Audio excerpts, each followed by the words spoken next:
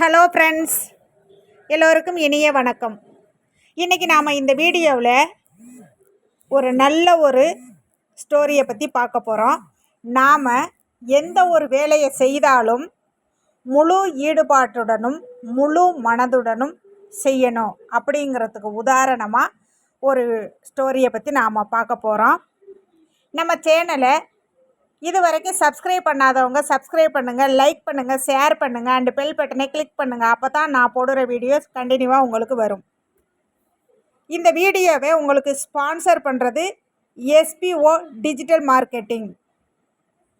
நீங்கள் இந்த மார்க்கெட்டிங்கில் இணைந்து பயனடையணும் அப்படின்னா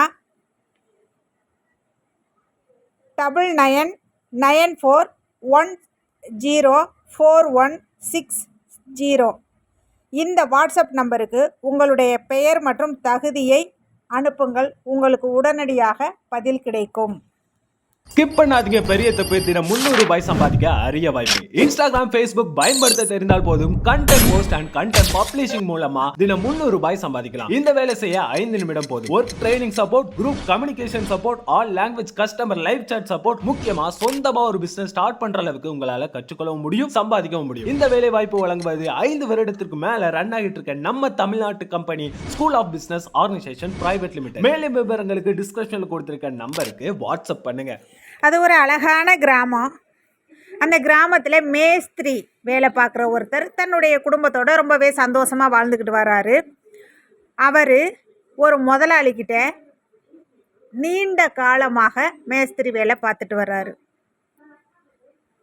இப்போது அவர் அந்த வயது முதிர்வு காரணமாக அந்த வேலையிலேருந்து ஓய்வு பெறுறதுக்கு நினைக்கிறாரு. தன்னுடைய முதலாளியை போய் சந்திக்கிறாரு.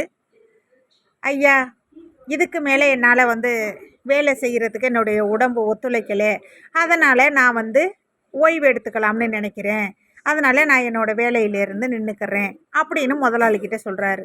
இவர் இப்படி சொன்னோடனே முதலாளி கொஞ்சம் கூட எதிர்பார்க்கலை இவர் இப்படி சொல்லுவாருன்னு. ரொம்ப சங்கடப்படுறாரு. ஏன்னா தன்னோட பல காலமாக வேலை பார்த்துக்கிட்டு வர்ற மேஸ்திரி இப்போ திடீர்னு வேலையை விட்டு நிற்கிறேங்கிறாரு. அவர் சொல்கிறதையும் ஏற்றுக்கிற வகையில் தான் இருக்குது. வயசாயிருச்சுன்னு வேலை பார்க்க முடியலைங்கிறாரு. இருந்தாலும் இவருக்கு மனசு கஷ்டமாக இருக்குது. இந்த மாதிரி ஒரு மேஸ்திரி இனிமேல் நமக்கு கிடைக்குமா? இவ்வளோ ஒரு நம்பிக்கையாக, ரொம்ப நல்ல மனிதர், எந்த ஒரு கெட்ட பழக்கமும் இல்லாதவர், நீண்ட காலமாக நம்மக்கிட்ட வேலை பார்க்குற தொழிலாளி மட்டும் கிடையாது, ஒரு நல்ல நண்பரும் கூட அப்படின்னு சொல்லி இவருக்கு ஏதாவது கிஃப்ட்டு தரணும்னு இந்த முதலாளி யோசிக்கிறாரு. உடனே அந்த மேஸ்திரிக்கிட்ட சொல்கிறாரு, சரிங்க, நீங்கள் ஓய்வு எடுத்துக்கலாம், ஆனால் அதுக்கு முன்னாடி எனக்கு லாஸ்ட்டாக ஒரே ஒரு வீடு மட்டும் கட்டி தந்துருங்க அப்படின்னு அந்த மேஸ்திரிக்கிட்ட சொல்கிறாரு முதலாளி. மேஸ்திரி என்ன தான் ஓய்வு எடுக்கணும்னு நினச்சாலும் இந்த முதலாளி சொல்கிறத தட்ட முடியலை. சரிங்க முதலாளி, நீங்கள் சொல்கிற மாதிரியே நான் அந்த வீட்டை கட்டி தந்துடுறேன் அப்படின்னு சொல்கிறாரு. மறுநாளே அந்த வேலையெல்லாம் ஆரம்பிக்கிறாங்க. இவர் கட்டுறாரு. இந்த மேஸ்திரி கட்டுனாலும் வேண்டா வெறுப்பாக கட்டுறாரு. என்னதான் இருந்தாலும் நம்ம வேலையை விட்டு நிற்கிறோம்னு சொன்னதுக்கு அப்புறமும் இந்த முதலாளி இப்படி பண்ணிட்டாங்களே, வேலை வாங்குறாங்களே அப்படின்னு சொல்லி ரொம்ப ஃபீல் பண்ணி அந்த வீட்டை வேண்டா வெறுப்பா ஏனோ தானோன்னு ஏதோ ஒரு பொருளை போட்டு கட்டுறாரு.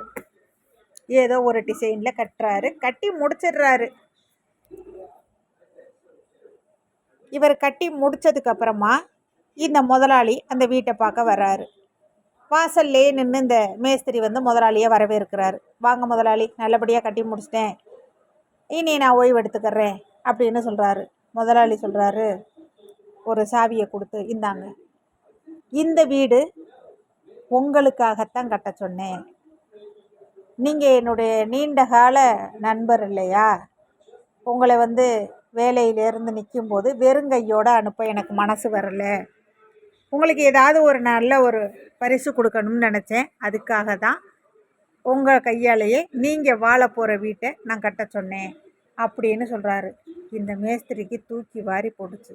அட கடவுளே, நமக்கு கிஃப்ட் கொடுக்க தான் இந்த வீடு கட்ட சொன்னார் அப்படின்னு தெரிஞ்சிருந்தா எப்படியெல்லாமோ டிசைனில் நல்ல உயர்தரமான பொருள்களை போட்டு நல்லபடியாக கட்டியிருக்கலாமே, இப்படி பண்ணிட்டனே அப்படின்னு சொல்லி அப்படி ஃபீல் பண்ணி ரொம்ப கவலைப்பட்டு தலையில் கையை வச்சு உட்காந்துட்டாரு. ஆனால் அதுக்கப்புறம் என்ன ஆக போகுது? கட்டி முடிச்சாச்சு இல்லையா?